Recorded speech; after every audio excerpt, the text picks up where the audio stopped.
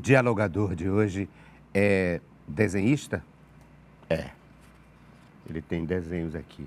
Ó, tem mais. E mais. Mas além de desenhista, excelente desenhista, por sinal. Ele é arquiteto também.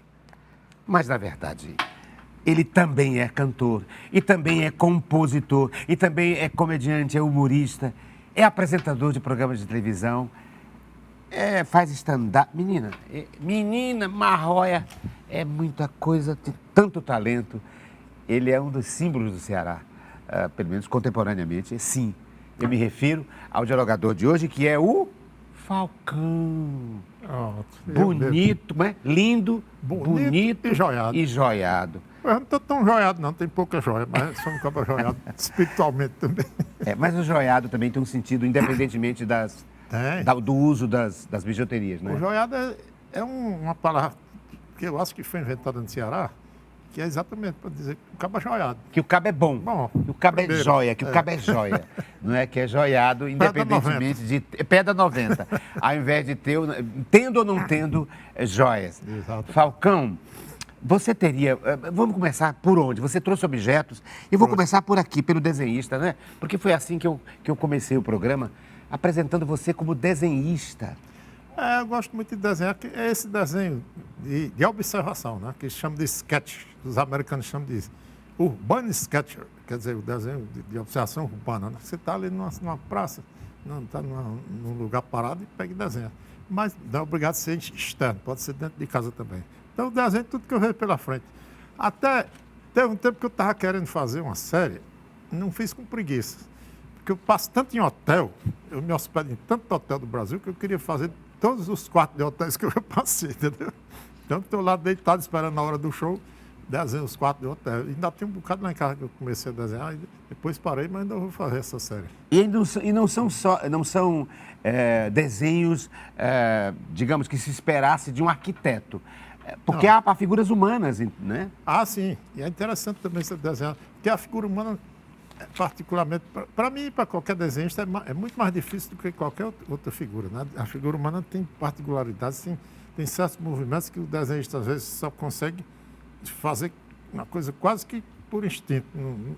É claro que tiveram os grandes desenhistas como Delacroix, como o Greco e não sei o que mais, o pessoal todo pintores clássicos, esses eram bons mesmo.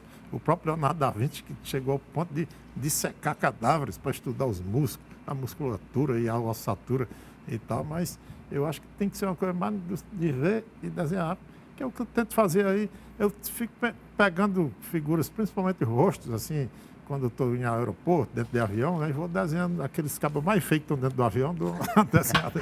O povo feio, né? Povo feio. Das orelhas grandes, como é? O povo feio. O povo feio do zóio coisado. Do zóio coisado. O povo feio da canela fina. Da canela fina. O povo feio do bucho quebrado.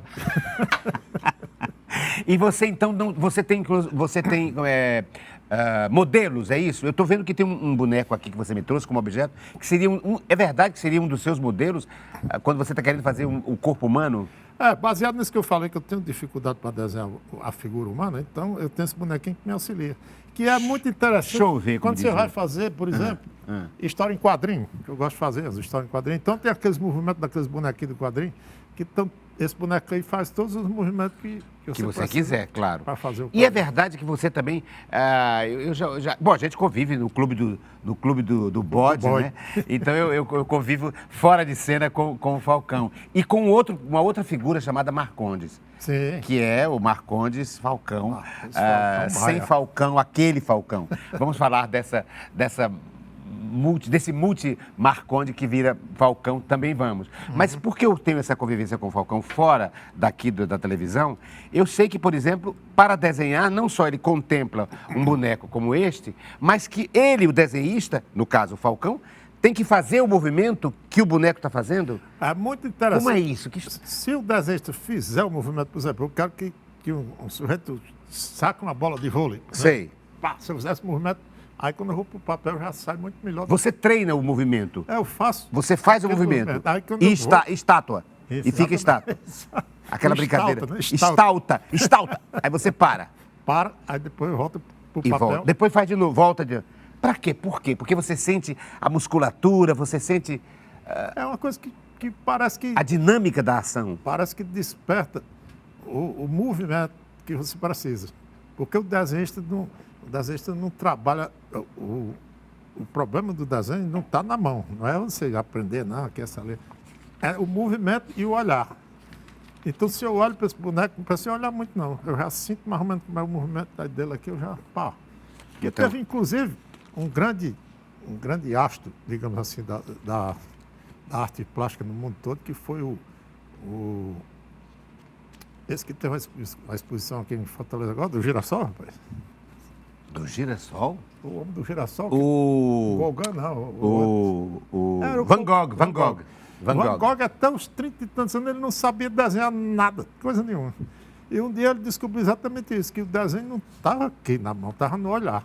Na hora que ele aprendeu a olhar, aí pronto, quando ele via, só dava uma olhada, pá. Reproduzir o olhar que ele vê. Porque Reproduzir o olhar que olha. essa coisa de você relacionar as figuras. Por exemplo, você está com esse retângulo aí na mão, que é esse papel. Entre o retângulo e o seu rosto tem um espaço. Esse espaço em branco entre o retângulo e o seu rosto é que eu preciso ver para poder relacionar seu rosto com esse papel na sua mão. Isso é que é legal você treinar, que aí... É ter noção de medida, de... Não é só medida. É a história de você ver o espaço em branco entre uma coisa e a outra. Por exemplo, você vai desenhar uma paisagem que tem um coqueiro, tem lá no fundo um morro, tem uma jangada, não sei o quê. Você não vai direto fazer a jangada e o coqueiro. Você precisa ver primeiro qual é o espaço que está entre a jangada e o coqueiro. Os espaços vazios. O espaço vazio.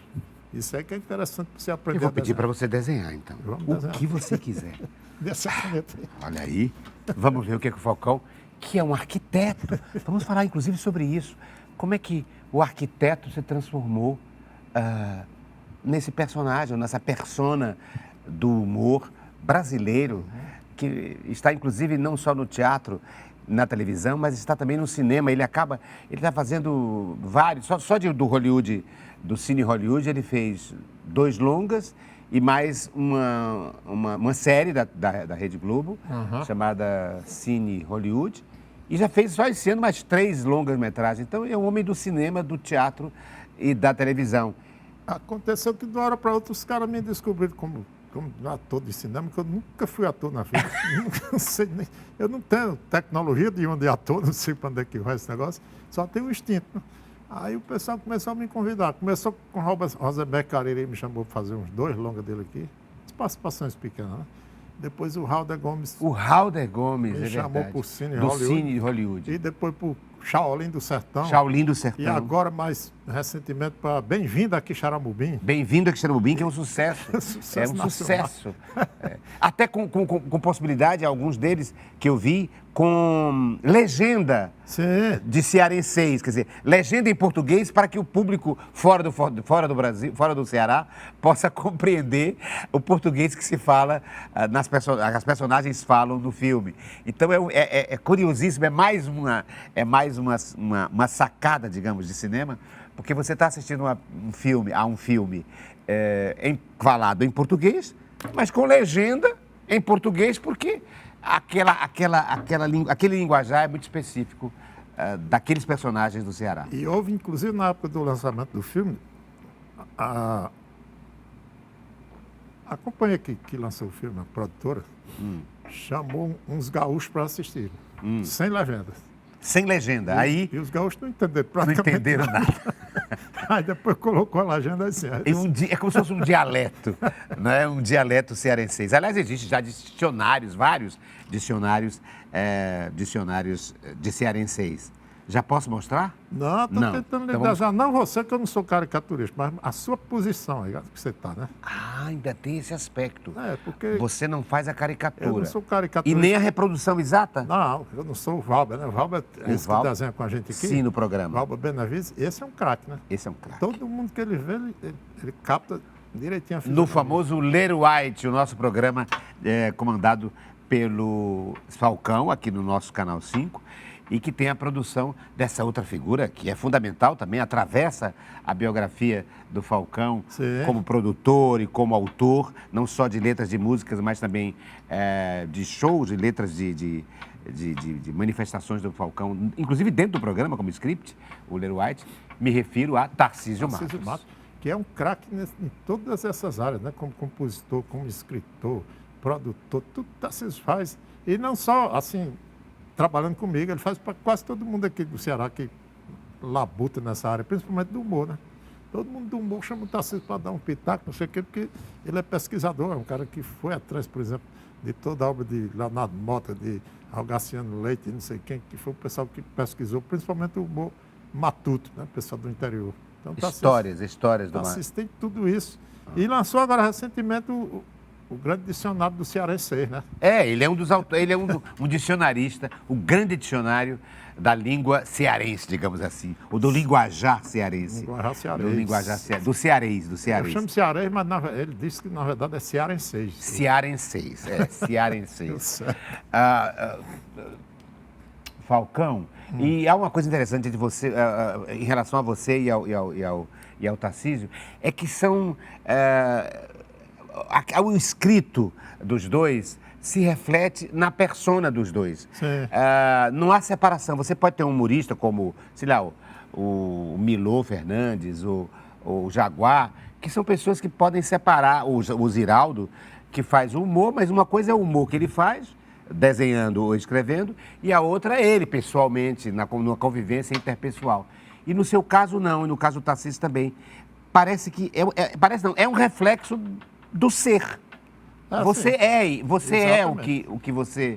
Você é o seu personagem, digamos. Um personagem de si mesmo. Eu até lhe falei em off que não tem muito essa dimensão de um personagem diferente da pessoa Marcondes e o personagem Falcão. Porque muita gente vem perguntar como é que você criou esse personagem. Eu digo, não, isso não é um personagem, isso sou eu mesmo. Você pegou você e apenas expandiu. Tem essa história do visual, né? Sim, do visual. Você não anda com o Van Gogh, com o nosso girassol do Van Gogh aí. Às vezes eu ando. Às vezes eu ando para ver. Por exemplo, você não anda como está agora, nesse momento. Eu diria que não é o Marcondes, que o seu nome é Marcondes, porque preciso dizer, o nome dele é Marcondes. Marcondes Falcão. Inclusive tem uma história boa, porque Marcondes, no Sul, é sobrenome. É verdade. Aí quando eu cheguei lá, me lancei nacionalmente, o pessoal veio perguntar, mas como é seu nome mesmo? Eu digo Marcondes. Não, mas Marcondes é sobrenome. Aí, quer dizer, eu tenho 3 sobrenomes. Marcondes Falcão Maia. Marcondes Falcão Maia, é o nome dele. Eu devia ter dito no começo do programa, o nosso dialogador de hoje é o Marcondes Falcão Maia. E é também só o Falcão. Mas ele está dizendo que não, é imbricado ao outro. Se você tivesse... diga. Às vezes eu dou uma só de personagem mesmo assim, para escapar de alguma situação, de alguma coisa. Mas, no geral, é uma pessoa só. Mas o que é que você, então, não... O que está no Marcondes e não está no Falcão? Eu diria que o Falcão é mais extrovertido, né? Principalmente por causa da vestimenta. Porque sabe que o ator, quando veste bota um figurino, muda um pouco de personalidade. Esse figurino ajuda, né? Por exemplo, a história da timidez. Na hora que você bota um óculos escuro, você fica mais corajoso. Se eu tirar o óculos escuro, eu fico menos corajoso. Então eu quero que você tire. Para dizer o que é que tem por trás aí do Falcão. O que você não trouxe para o Falcão, que está no Marcondes? Rapaz, eu acho que é difícil de dizer. Eu acho que é essa coisa mesmo. Na verdade, é o contrário. Tem coisa do Falcão que eu não trago para o Marcondes, porque o Marcondes é mais reservado. O Marcondes é mais reservado. Mais tranquilo, mais na dele. Eu me lembro do Chico Anísio dizendo que é muito recorrente que os humoristas tenham depressão. Eu estou me lembrando aqui do Whindersson Nunes e de outros. O próprio João Cláudio, que também já falou, já deu declarações sobre isso, de uma certa tristeza, como se o humor fosse uma resposta a uma tristeza implícita. No meu caso, nunca senti muito isso, não, mas depois comecei a analisar, é aquela coisa, no meu caso, a tristeza talvez seja da história do nosso sofrimento de cearense do interior mesmo. Você é de Pereiro, né? Sou de Pereiro. Pereiro. Uma cidade muito pequena. Muito... Pereiro, né? Pereiro.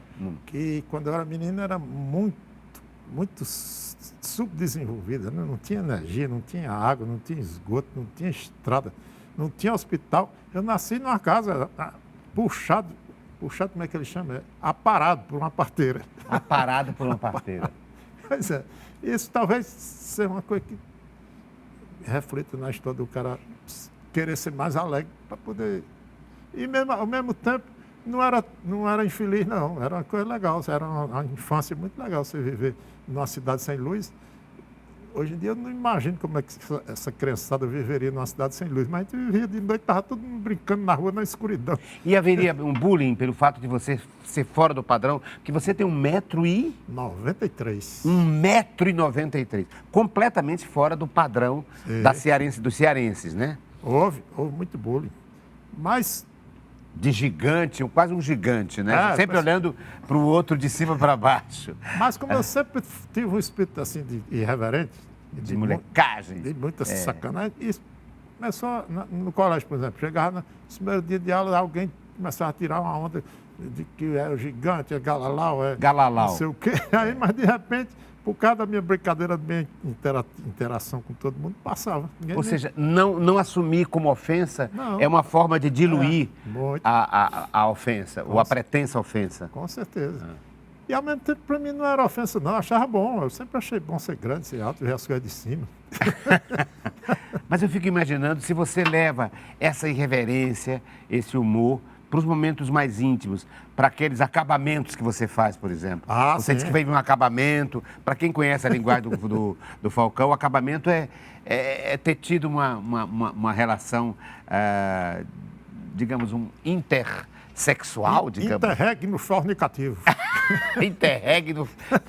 como é? Interregno... Fornicativo. Eu ali acabei de fazer um acabamento. E mesmo nesses acabamentos, nessas relações interhumanas, de extrema intimidade entre quatro paredes, você também permanece assim? Sim. A brincar, a desmontar? Claro, e eu descobri que isso era um atrativo? Uma grande vantagem para o cara que é feio. Você sendo alegre, sendo bem-humorado, as mulheres adoram. As mulheres gostam de homens que as fazem sorrir, não é? Exatamente. Gostam de pessoas bem-humoradas, homens bem-humorados. Pois é. Então, se você não tem um atrativo físico, eu sempre fui desengonçado. Era um cara de porte alto também. Pois sempre está não em consonância com a outra, mas muito alegre, com a altura da outra. Muito alegre, fazendo as pessoas sorrirem, as mulheres principalmente, elas gostam muito. E você se acha feio, Falcão? Eu me acho feio. Homem feio. É por isso que eu fiz a música. O Povo Feio foi em homenagem a mim mesmo. E você tiraria os óculos? Você esconde alguma coisa nos óculos escuros, Falcão? Não, só escondo mesmo a timidez. Só a timidez. O resto é isso aqui.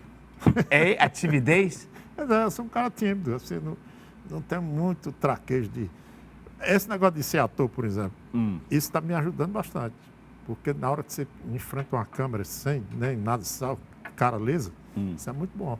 E eu tenho feito alguns papéis no cinema que não é o Falcão. É um personagem. Não é o Falcão. Não, alguns é verdade.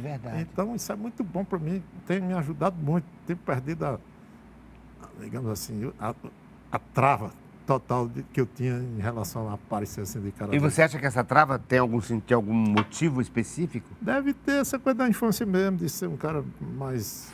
Fora dos padrões. Fora dos padrões, mas...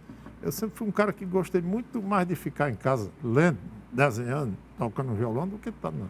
Olha, pois eu vou falar, então, eu vou colocar você para manusear duas coisas, usar duas coisas que você trouxe. Livro, já que você falou de leitura, e violão. Mas vamos começar pelo mais inusitado. Livro. O Falcão me trouxe, entre os objetos, além do boneco e além dos desenhos, um livro. Esse livro aqui foi um que eu peguei. Eu tenho muito livro. Eu sou um cara... Talvez seja a coisa que mais me dá prazer é comprar livro.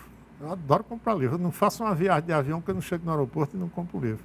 Aí, para ir lendo dentro do avião, às vezes nem dá tempo de ler o livro todo, mas o livro está lá na minha mão, eu acho isso muito prazeroso. Você trouxe o livro A Cidade. Trouxe essa cidade porque, por acaso, essa semana eu encontrei com o Maílson Furtado, que é o autor. Maílson Furtado, que é um cearense. Ele até me fez aqui uma... Que ganhou o prêmio Jabuti, um dos prêmios mais importantes da literatura brasileira. Isso. Eu posso ler? Pode, sim. Ao oferecimento? Pode. Olha aqui. Com imensa alegria e admiração ao grande Falcão, esta cidade do sertão tão seu.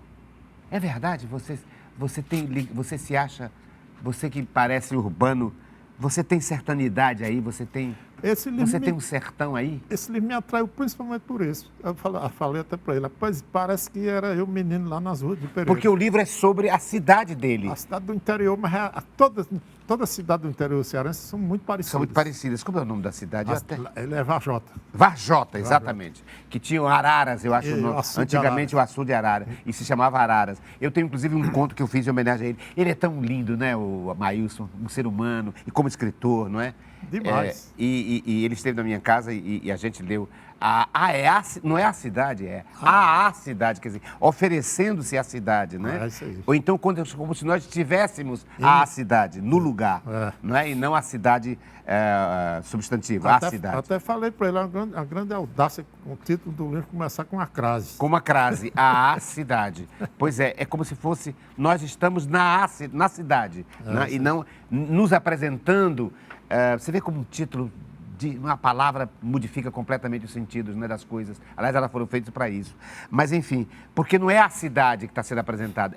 É como se nós estivéssemos a cidade, quer dizer, dentro da cidade. Dentro da cidade. Caminhando. E esse poema é de uma coisa você, sutil demais, né? Muito... Apesar de falar de Varjota, você se encantou, então, porque você acha que é típico de todas as... É recorrente de todas as cidades cearenses. Eu comecei a ler aqui a história dos meninos na rua. Lê aí. Escolha algo. É uma coisa pra gente ver o que tem de sertão, tão sertão, nesse personagem chamado Falcão. A coisa que eu falei aqui ainda agora, sem nem ler o poema, mas eu falei para você que acontecia lá no Pereira. É noite na cidade e os meninos vão à rua, desviam de bicicleta, triscam tantas coisas, além da bola, o aparelho de contar, talvez em mim também. A noite caminha e gritos de pais chatos gritam para voltar para casa, chamando os meninos. O esconde se acaba as pequenas brincadeiras, se acaba a noite, vai rasgando as horas, como a luz dos postes. Quer dizer, aquela brincadeira que eu disse que a gente fazia de noite sem luz, ele descreve todinho aqui, os meninos brincando na noite. E os pais chamando, menino, volta para cá, passa para dentro, passa para dentro. Era a minha infância lá no Pereira. Aí ele vai seguindo, mostrando toda a cidade, a madrugada, depois o inverno, as secas, o feijão verde, o milho verde, não sei o quê. E há meninos frescos que birram para comer um pedaço de mato que a TV insiste em dizer que isso é muito bom. Quer dizer, ele já é do tempo que tinha TV, eu não tinha ainda lá no Pereira. Não tinha nem luz. Eu costumo dizer, Falcão, eu queria que você comentasse, que há um artista, não basta apenas ter sido criança, é preciso continuar sendo. Com certeza. Aí você foi, na verdade, verdadeiro, é isso mesmo. Você acha que você tem uma criança que você expressa a partir dessa irreverência, desse não levar-se a sério e nem levar nada a sério em você, da personagem chamada Falcão? Tem essa criança não só no mise-en-scène em si do Falcão, mas nas músicas, nas letras das músicas, na composição. Isso é muito importante também, que é lá onde vem, na hora que você vai fazer uma letra, vai escrever um negócio, vem toda aquela reminiscência de criança mesmo. Tudo que você era quando era menino. Por exemplo, com o violão você podia mostrar uma palhinha disso? Ou do Homem Feio, ou do Eu Não Sou Cachorro Não, I'm Not Dumb Dog No, enfim. Ou uma outra que vem à cabeça que possa explicitar isso que você acabou de dizer. I'm Not Dog No é interessante porque realmente eu pensei em fazer isso quando era menino. Eu tinha o quê? 13 anos, 12, quando o Valdir Soriano lançou Eu Não Sou Cachorro Não. E já me bateu essa ideia de fazer... Essa música era muito boa se tivesse em inglês. Por quê? Porque eu achava que era uma maneira de tirar, de fazer uma crítica a toda a história da música brasileira que só tocava. Tinha uns caras na época que queriam ser americanos. Fábio Júnior cantava em inglês. Não sei quem mais cantava. Sim, tinha o Feeling, né? O Feeling. Esse pessoal todo que gravava em inglês. Que tinha nome em inglês, inclusive. Nome em inglês, inclusive. Fábio Júnior era um tal de Mark Davis. Mark Davis. Aí, quando de menino, eu comecei a fazer essa música, era muito legal, porque era uma maneira da gente tirar uma onda de quem está ouvindo música americana. E a gente entrar com a música. Mas você está falando que tinha música que a criança voltava na hora da música. Eu queria que você mostrasse, não, pode mostrar também, claro, um pedacinho do Eu Não Sou Cachorro Não, mas eu queria saber, eu fiquei curioso saber onde é que está a criança quando você começa a fazer a letra. Era disso que você estava falando? Essa do Povo Feio é uma delas. É uma delas. É aquela brincadeira mesmo de você ficar tirando onda com quem é feio, né? Ô povo feio danado, né? Ô povo feio das orelhas grandes, ô povo feio dos olhos coisados, quadrado. Ô povo feio da canela fina, ô povo feio do bucho quebrado, ô povo feio, Ô povo feio, ô povo feio da bunda murcha, ô povo feio dos peitos arreados, ô povo feio da cabeça grande, ô povo feio do pé quadrado, ô povo feio. É os peitos em cima do bucho e o bucho em cima dos ovos e os ovos lá no joelho, ô povo feio. ô povo feio. Mas como é bonita, né, essa música. Eu coloquei, inclusive, em cena, num espetáculo que eu fiz chamado A Divina Comédia de Dante Moacir. Estudei o dicionário do nosso Tarcísio Matos para colocar no linguajar da personagem. E no meio do linguajar ele dizia, ô povo feio. Geralmente porque ele, quando chegava no inferno e ele via um bocado de gente, umas mungangas, ele dizia, ô povo feio. Era uma homenagem à música do nosso dialogador de hoje, que é o Marcondes Falcão Maia, que me trouxe esse boneco, que é uma referência para o seu desenho, e me trouxe um livro e nos trouxe o violão. E nos trouxe outros objetos também. Mas eu queria, nesses últimos minutos desse primeiro segmento do programa Diálogo, eu queria que você falasse, Falcão, dessa questão do personagem. Você é um arquiteto, veja o seu desenho. Você já terminou o seu desenho? Eu fiz já aqui posso mostrar? um garrancho aqui, mais ou menos da sua posição aí que você estava. Ele disse, olha aqui, sou eu. O copo, tá vendo? Enquanto eu falava, ele me reproduziu aqui, claro, a figura humana. Ele disse que não é nem desenhista mimético, que mimetiza o que está vendo, e nem também o caricaturista. Mas, enfim, ele dá uma ideia da figura do movimento aqui ou não, do estático. E eu fico me preocupado, acho que é uma grande preocupação de todos. Você pode começar isso nesse primeiro bloco, nesse primeiro segmento, e continuar no segundo, que é o seguinte... Como é que por que você abandonou a arquitetura? Você era um arquiteto, é um arquiteto. Sim. Chegou a trabalhar como? Sim, eu cheguei. A gente teve um escritório de arquitetura em Fortaleza, mas era uma coisa, na época, não tinha muito arquiteto em Fortaleza, né? Eram as primeiras turmas da UFC que estavam sendo formadas, talvez seja da 5ª turma, 6ª turma. E era uma coisa que Fortaleza ainda era muito naquela base se construía, tinha uma especulação imobiliária, mas era muita coisa do engenheiro, né? O arquiteto não era muito convocado. Eu fico me perguntando o que encantou você na arquitetura e o que desencantou para você dizer, não quero mais ser arquiteto, eu vou ser humorista, cantor, compositor. O que encantou foi porque era a única faculdade que tinha a ver com as coisas que eu fazia. Música, desenho, pintura, artes, né? Artes em geral. Eu digo, não tenho para onde é que eu vou correr aqui, tem que ser para arquitetura. Aí eu via todo mundo lá. Estavam lá, todos os segmentos das artes em Fortaleza estavam fazendo arquitetura. Os desenhistas, os compositores, o pessoal todo. Tanto é que eu cismei de fazer arquitetura e passei uns 3 ou 4 anos fazendo o vestibular para poder entrar, que eu não conseguia entrar. Até que eu consegui. Aí, e o desencanto? Não teve esse desencanto. Eu acho que... Ou pelo menos o desinteresse em continuar sendo arquiteto. Porque foi uma coisa assim que a música, quando eu gravei o primeiro disco, me levou para uns caminhos muito mais, uma loucura de viagem para cima e para baixo, de muito show pelo Brasil todo, que não tinha mais como ser arquiteto. Assim, arquiteto de ofício, num escritório desenhando o dia todo, não tinha como ser. E hoje são quantos anos de carreira do Falcão? Mais de 30, não? Mais de 30. Eu gravei o primeiro disco em 1990, então só no disco já vão 23 anos, né? 24. Vamos falar, então... 30, aliás, 34. Da carreira do nosso dialogador de hoje, no próximo segmento do programa Diálogo.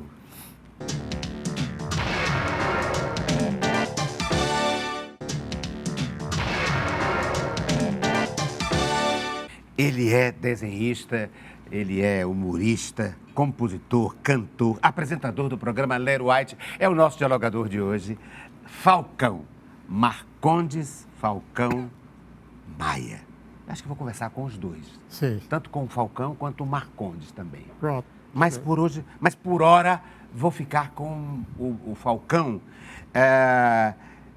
que me trouxe um poema inédito, uma letra, o começo de uma letra de música que ele estava fazendo agora há pouco.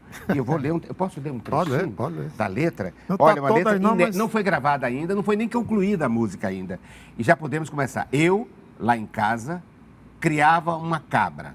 A bicha era inocente, só fazia mé. Até um dia que chegou um cara, um malfazejo, chamado Xavier. Ele, logo que desceu do carro, olhou pro animal com cara de enxerido e não concluiu. Mas já existe, além da letra, Existe, a música? Existe. Então eu quero ouvir. Bora ouvir. Vamos ouvir uma música inédita de Falcão. E depois tem uma história, porque isso aí foi a partir de um acontecimento que realmente... Um caso acontecido. Foi, um caso acontecido. É. Eu lá em casa criava uma cabra, a bicha era inocente, só fazia mé. Até o dia que chegou um cara, um malfazejo chamado Xavier.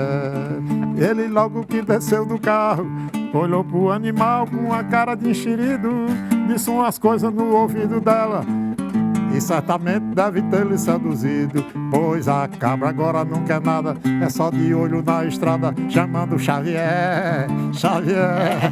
A cabra agora não quer nada, é só de olho na estrada, chamando Xavier, Xavier. Dá até dó de ver o animal nesse estado de nervo, nessa depressão, nessa angústia, morrendo de saudade desse tarado que chegou de caminhão.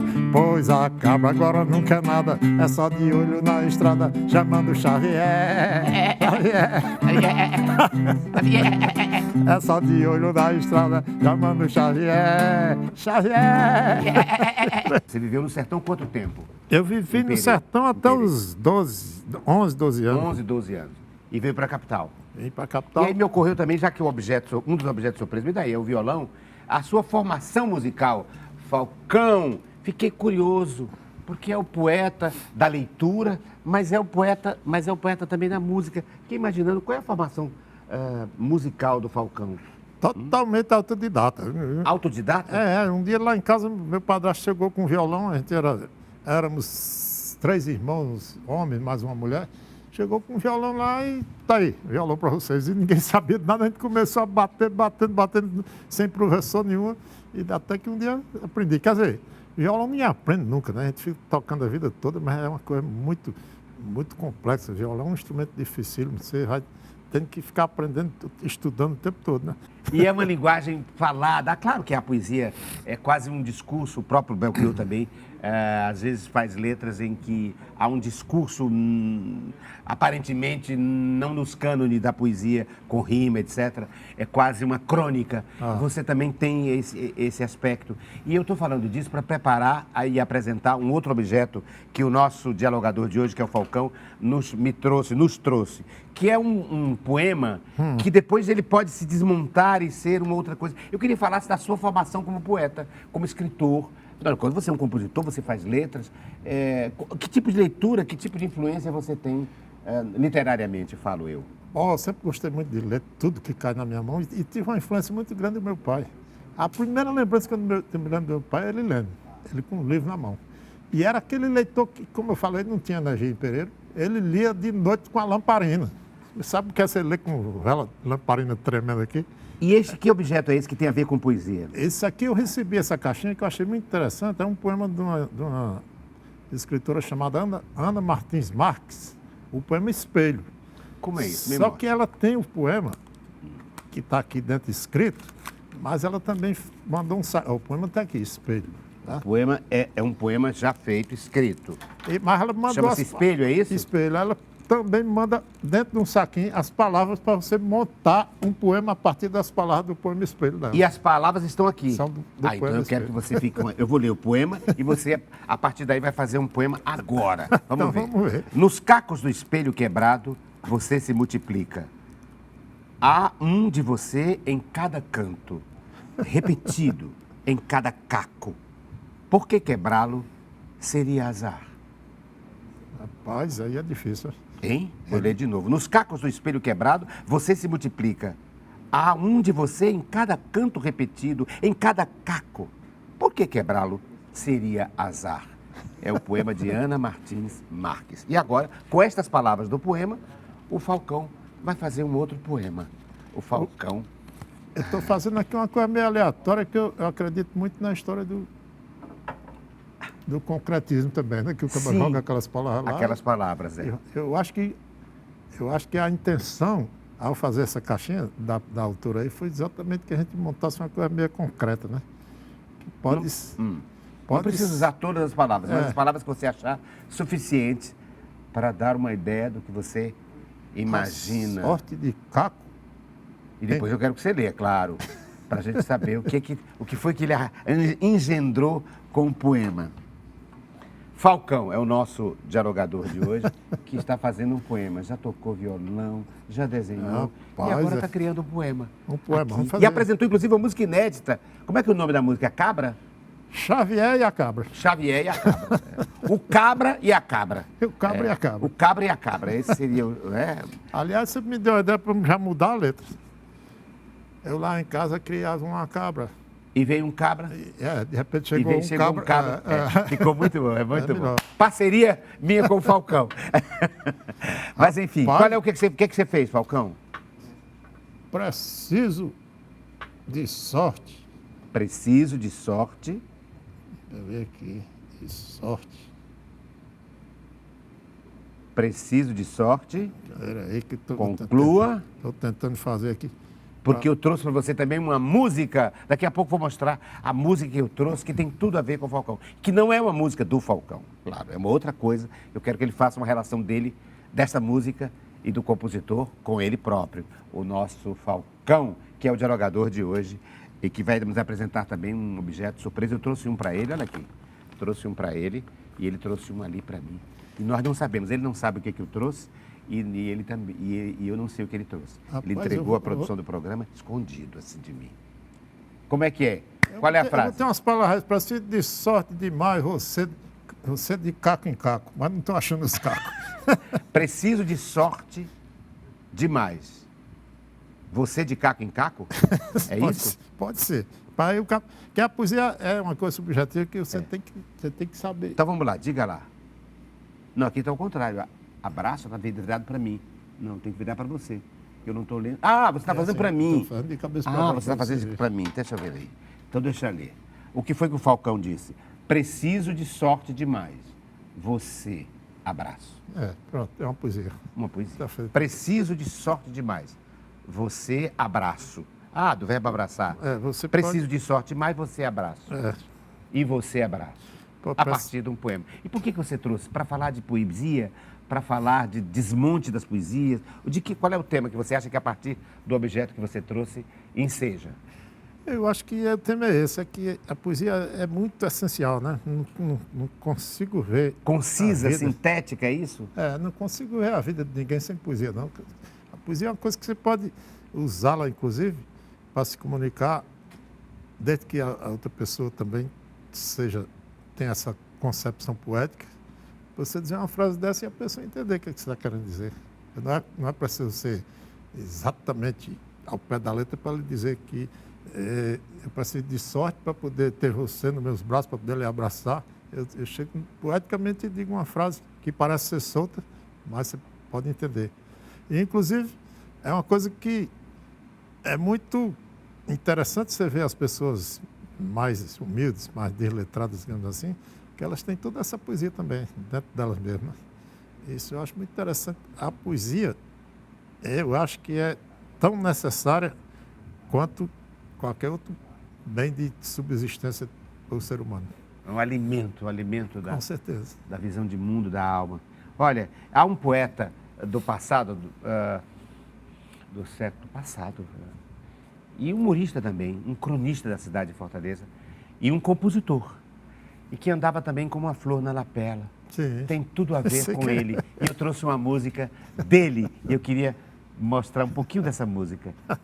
Ramos Cotô. A moça não pode engordar, não trabalha, não faz nada, leva a vida e namora. Se o bonde passa, estão na janela, se o bonde voa, ainda estão nessa. namora todos, é um horror aos passageiros e ao condutor. Se o bonde passa, estão na janela. As moças que olhavam o bonde Namoram todos, é um horror, os passageiros e o condutor. Conheço umas que moram Conheço os que moram onde o bonde não aonde o bonde não passa. que dizem fazendo troça esta rua é uma desgraça. Se o bonde passa, estão na janela. Se o bonde volta, ainda estão elas. Namoram todos, é um horror. Os passageiros e o condutor. Se o bonde passa, estão na janela. Se o bonde volta, ainda estão elas. Namoram todos, é um horror. Os passageiros e o condutor. Que lindo. Ramos Cotoco, o bonde e as moças. Você vê, o professor Gilmar de Carvalho me apresentou para Ramos Cotoco, que eu conhecia assim de nome, mas não sabia das coincidências que tinha entre Ramos Cotoco e a minha pessoa. Pois é. Era um camarada que andava com violão e um casaco com girassol. Com girassol. Era exatamente. também desenhista. Foi quem pintou aquelas Sim. Teatro de Alencar, todas aquelas pinturas. Uma das pinturas de Alencar feita por ele. Algumas igrejas também. Também. Tem afrescos pintados pelo Ramos Cotoco. E era um boêmio, gostava E muito era um de boêmio. ficar nos bares da E cidade. a poesia tem humor, é humorista também. Exatamente. Não é? E talvez tenha sido o primeiro cearense a gravar alguma coisa. Sim. O nosso Neirês deve saber disso. E deixou os Cantares Boêmios. Pois é. É um livro, o único livro dele chamado Cantares Boêmios. Ele era exatamente das areias, como se chamava no século XIX, no final do século XIX, começo do século XX, do popular, dos bairros populares, valorizando. Ele tem uma música que ele diz que namora nos quintais, que ele não frequenta as salas das sinhazinhas, das branquelas, assim que ele diz, não é? Enfim, ele faz uma crônica sobre a cidade de Fortaleza. Muito bom. E eu acho que tem a ver, né? O Gilmar de Carvalho, com a sua inteligência, entendeu isso e fez um livro sobre isso, dizendo de como você é uma espécie de Ramos Cotoco do século XXI, do século XXI. Com uma coincidência enorme, inclusive, que ele usava O girassol. um girassol. E era um cara que o Gilmar chegou até a dizer, talvez seja a reencarnação. A reencarnação Eu não do acredito. nosso Ramos Cotoco. Ramos Cotoco. Pintor e poeta e letrista e violonista. E também deve ter feito alguma coisa em matéria de arquitetura também. Eu acho que ele desenhou alguma coisa também. Né? Deve ter Nesse desenhado, sentido. mas não há notícia de desenho de arquitetura. Mas ele está nas igrejas, em algumas igrejas de Fortaleza, e também nos afrescos, né, das igrejas, e é um dos pintores contratados para fazer, em 1910, as pinturas do Teatro José de Alencar. Ele foi também da padaria espiritual. Né? Foi também da padaria espiritual. E isso é lindo porque a padaria, que era um grupo de literatos, absorveu também alguns artistas da música. Porque era o que o nosso saudoso Aldir Fax Rios falava. Era uma espécie de clube do bode da época, né? A padaria. A padaria. E juntava todo mundo. Literatos, desenhistas, artistas, teatrólogos, todo mundo frequentava aquilo ali. Que era uma cidade muito isolada naquela época. Fortaleza era uma vila, né? Então esse povo tinha todo esse cabedal artístico e tinha que se reunir mesmo. Uma grande sacada a padaria. Mas é engraçado que a padaria tem no seu regulamento as posturas que seriam como é que seriam antecipadas em 30 anos. Porque a padaria foi criada em 1892. E só em 22, né? Em 22 tem a Semana de Arte. Sim. 22. Aquela irreverência, aquele tipo de contraponto ao academicismo já estava na padaria.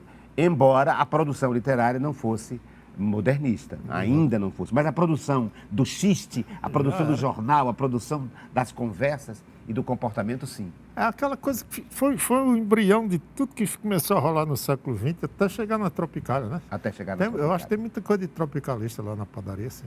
Os baianos... Último objeto, antes do objeto surpresa. Será que temos tempo ainda? Temos. Vamos embora. É o último, né? Eu acho que sim, mas É o último tinha o antes do relógio objeto. também. Ah, tem o relógio? O relógio. Então vamos botar o relógio. O relógio, vamos deixa eu colocar. tirar aqui para você ver, porque é um relógio. Peraí, deixa eu olhar. Por que o relógio é um objeto que ele me traz para pautar que tema? Eu vou já descobrir aqui.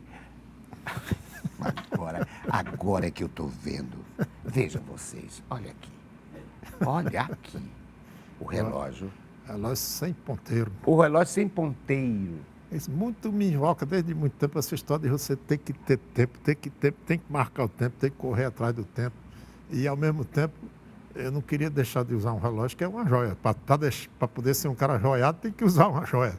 Então, eu tirei... Eu fiquei 100 horas, quer dizer, perdi a hora para poder ter um relógio 100 horas. Ficar sem E por quê? O tempo... O que incomoda no tempo? Não, que fez você fazer essa... Eu sempre... Isso é uma performance, né? A partir de um objeto. É lindo isso. Eu gosto muito... Um relógio que não marca o tempo. Eu gosto muito de subverter o uso dos objetos. Eu pego um objeto e faço outro uso que não tem nada a ver. Às vezes pego uma sandália, penduro no pescoço, saio com ela pendurada. Você agora está com um sapato de uma cor, um sapato de outra. Olha aqui. Olha aqui. Um vermelho e um preto. Olha aqui. Completamente fora do padrão, não é? Pois é. O padrão é estar exatamente em consonância um com o outro. E como eu sempre fui muito fora desses padrões de negócio de horário, de calendário, não sei o quê, sempre trabalhei num tempo meu. Aí eu digo, não posso me prender a um relógio que está rodando aqui, não sei nem quem inventou isso. De onde foi que veio, como é que o sujeito inventou as horas, numa época que ninguém sabia nem como é que se passavam essas horas. Eu ouvi até essa semana um cientista, um físico quântico, dizer o seguinte: você vê como o Observatório Nacional comprou um relógio de hidrogênio e esse relógio atrasa 1 segundo em 10 milhões de anos. Ele dizendo, você vê como é falho, o cara vai ter, daqui a 10 milhões de anos vai ter que ter um cabo para vir acertar o relógio porque atrasou 1 segundo. Então, para que relógio? se ele pode atrasar um relógio desse que a gente usa no braço, deve atrasar muito mais do que o segundo do relógio do Observatório Nacional. Então é melhor que ele não tenha nada dentro. Mas isso perturba a sua pontualidade? Não. Ou você usa a marcação da tempo no celular ou no outro documento, no outro instrumento? Apesar de eu ser um cabo que não gosta de negócio de ter marcação de tempo, eu sou muito preocupado com tudo que eu marco. Se eu marcar um negócio, por exemplo, marquei com você aqui, eu estou aqui chegou na hora? Na hora exata. Exato. Não de começar o programa, 1 hora antes. Isso eu gosto de cumprir, mas não gosto de ficar preso a essa marcação. Ao tempo. Eu acho que é uma coisa que, inclusive... Sua relação com o tempo. Por exemplo, são 30 anos de carreira. Quando eu conheci o Falcão, ele não tinha cabelo branco. Agora ele tem uma barbicha branca e um cabelo grisalho. Isso ainda é Queria trazer esse tema para você, o tema do tempo. Aliás, foi você que trouxe, porque me trouxe um relógio sem ponteiro, sem marcar o tempo. Você vê, eu fico tão invocado com o tempo, querendo fugir do tempo, e ele fica marcando na minha cara, no meu cabelo. Ele se marca no seu próprio rosto. Não precisa do relógio, o rosto está dizendo qual é o tempo, né? E qual é a sua relação, então, com esse passar do tempo? Com o embranquecimento do cabelo, com a vida? Eu acho muito natural. Eu acho que a gente tem realmente um prazo de validade, não tem para onde correr. E sabe que tem gente que preocupada em ver como é que daqui a uns anos a humanidade vai viver muito mais, ou vai talvez ganhar uma sobrevida muito grande, de mais de 200, 300 anos de vida. Eu não tenho essa menor preocupação. Acho que a gente tem um tempo para cumprir e tem que cumprir decentemente e acabou. Tentando mudar seu tempo. Né? Mudar seu tempo, assim que eu digo, mudar sua seu olhar sobre o tempo, sobre né? O tempo. Seu olhar sobre o tempo. Eu queria fazer algo que eu não fiz na hora, que é ouvir a música. Se o Ricardo puder colocar um pouquinho só, porque eu me lembrei de dizer e não disse na hora. Nós estávamos ouvindo aqui uma música chamada O Bonde e as Moças, do Ramos Cotoco, cantada por quem? Exatamente pelo Coral do Estado do Ceará, regido por Dalva Estela. Então, a gente estava falando da Dalva Estela. E a música é exatamente do Coral. Do Coral do Estado. E eu queria homenagear, então, a Dalva Estela, a Nízia Diogo Maia, a Miriam Carlos, as pessoas que trabalharam, que construíram essa joia.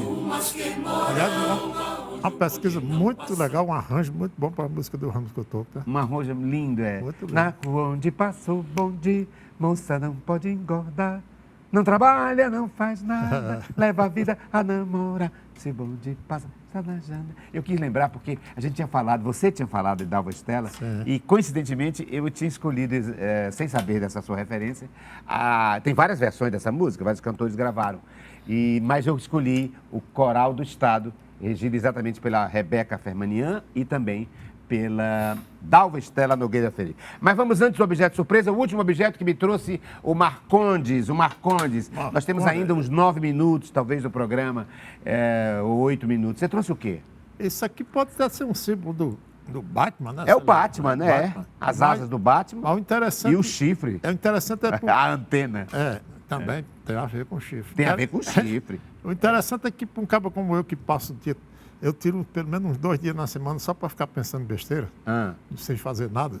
Que eu acho que a besteira é a base da sabedoria. Aliás, é o nome de um disco meu, né? Maravilha. A besteira é a base da sabedoria. Pensando besteira, você de repente... Você chega em vários lugares. Você chega aos melhores lugares. Eu acho até que esses cabos da antiguidade, tipo Isaac Newton, ou tipo...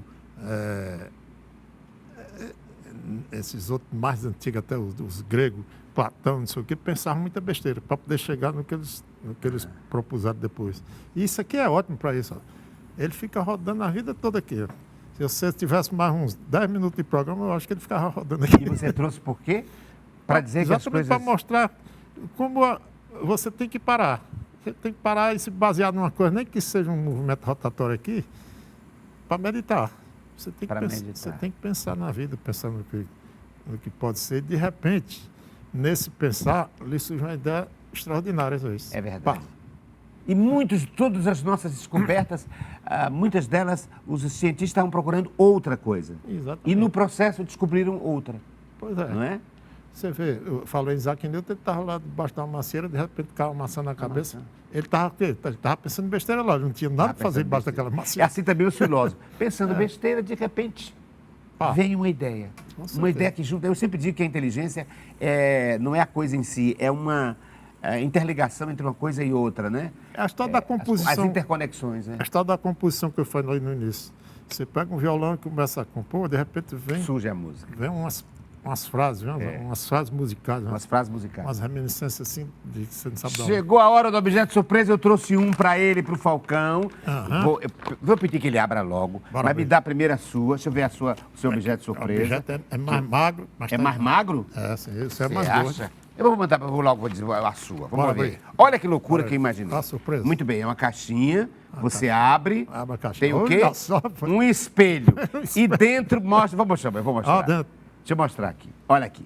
Dentro tem... Bom, é uma caixinha. Ele abre. Tem um espelho, porque eu quero que o Falcão se olhe no espelho para dizer quem é ele, quem não é. E aqui dentro, olha o que tem. O Marconde. Quer dizer, o Falcão sem a indumentária. Sem a indumentária, sem o adereço que é o girassol. Com os óculos não escuros, mas os óculos... Tem óculos, você tem aí um? Exatamente esse aí. Tem aí? Foto. Aqui, eu queria, sabe o quê? Que o Falcão falasse com o Marcondes, que o Marcondes falasse com o Falcão, ou então que o Marcondes falasse. Enfim, eu queria mostrar um outro Falcão que não está no programa Lero White. Olha aí. Rapaz, você sabe que é... Bem mais para cá para poder colocar. Isso, vamos ver. Isso. Pedir ao diretor de imagem para ver se coloca a imagem dele dentro do espelho. Opa, aí, que lindo! Que lindo, aí ficou. Fala, Marconde, eu quero Marconde. Rapaz, você sabe que é até um pouco estranho eu me ver assim, pessoalmente, diante de mim mesmo. Você sabe que a gente tem espelho em casa, mas dificilmente a gente para ver, né? A gente para dar uma olhada, para espiar. Eu queria até lhe agradecer por dar essa chance de estar me vendo aqui. Eu falei até que eu era feio, mas vendo aqui parece que até é bonitinho, né? Não, é bonitinho. É bonitinho, lindo e joiado. E essa história da passagem do tempo está descrita perfeitamente aqui, né? O cabelo branco, a barba branca, assim, o ar mais, digamos assim, mais centrado. Está aqui. Eu acho que eu sou esse cabo atualmente, mesmo sou esse aqui. O que o Marconde diria para o Falcão, hein? Esse Marconde aí. Rapaz... Do dia a dia. Diria principalmente obrigado pelo Falcão ter aparecido assim. Na vida do Marconde. Ter me tirado daquele escritório de arquitetura e ter me levado para o mundo todo, né? Eu sou um cara que, hoje em dia, você tem uma ideia, rapaz, eu acho interessantíssimo o fato do Falcão estar se transmutando no Marcondes, que cada vez eu estou tirando mais a fantasia. Eu estou dando um assim de Ney Mato Grosso, tá? Estou tirando todos aqueles adereços que o Ney foi tirando e virou o Ney mesmo, sem aquela roupa toda. E uma coisa que o Chicanismo me dizia sempre, o Chicanismo chegou várias vezes para mim e chegou a dizer, você não precisa dessa roupa. O Chicanismo dizia, nem desses óculos. Você é o cara. Então comecei a pensar nisso a partir da última vez que eu encontrei com o Chico, que foi pertinho dele falecer, ele me falou novamente isso. Que coisa. E ele tinha um lado em que ele se vestia, não é? Ele estava de personagem, mas tinha também um lado em que ele era o Chico Anísio e era o cara. O cara. É isso que ele deu conselho a você? Foi isso que ele tentou me dizer. Deixa eu ver se eu coloco aqui você. Ele tentou me dizer exatamente o seguinte. E teve uma hora que ele não ficou muito enquadrado, então estou querendo enquadrar. Estou aqui. Aonde é que eu vou estar? Aqui, ô meu pai, eu quero colocar o Falcão. Opa, Cadê ele? Será que é aqui? Não, está ali não. Mais para cima. Mais para cima? Não. Aí! Será? Aqui é ele! É o Marcondes. O programa começou como dialogador, tendo o Falcão. E agora nós estamos com o Marcondes. Aliás, deixa eu tirar o girassol aqui. Tira. O Marcondes. Ele começou como... Olha, que lindo. Olha aqui. Tenta aqui colocar. Isso. Pronto. Maravilha, mais acima. Isso. Pronto, ficamos aqui só agora. A paisana. Rapaz, é irreconhecível. Você é o Falcão. Você era o Falcão. Era. Mas ainda sou. Era e continua sendo. Que bonito. Obrigado, Falcão, pela sua presença. Nós ainda temos... Ainda tem o meu prazer de surpresa. É verdade. Eu fiquei tão empolgado em reconhecer o Marcondes por trás do Falcão que esqueci que ele me trouxe um objeto de surpresa. Vamos ver o que foi que ele me trouxe. É exatamente o girassol. O girassol.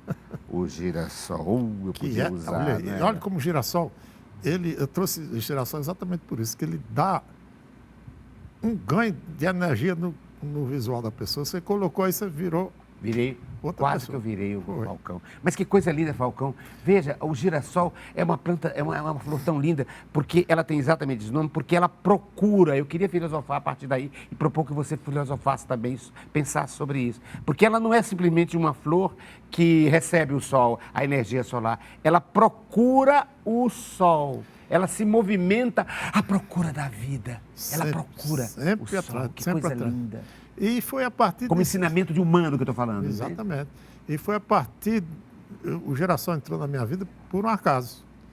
No começo da carreira, eu estava fazendo shows meio mambembe aqui pelo interior, as coisas mais interioranas. E uma pessoa foi lá no pé do palco e me ofereceu um girassol. Uma senhora, se não me engano.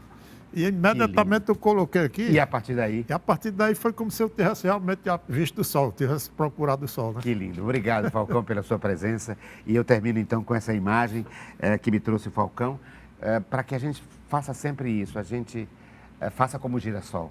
A gente procure as energias vitais para que a gente possa continuar existindo para dialogar. É o que eu proponho. E proponho que vocês estejam conosco na próxima edição do programa Diálogo.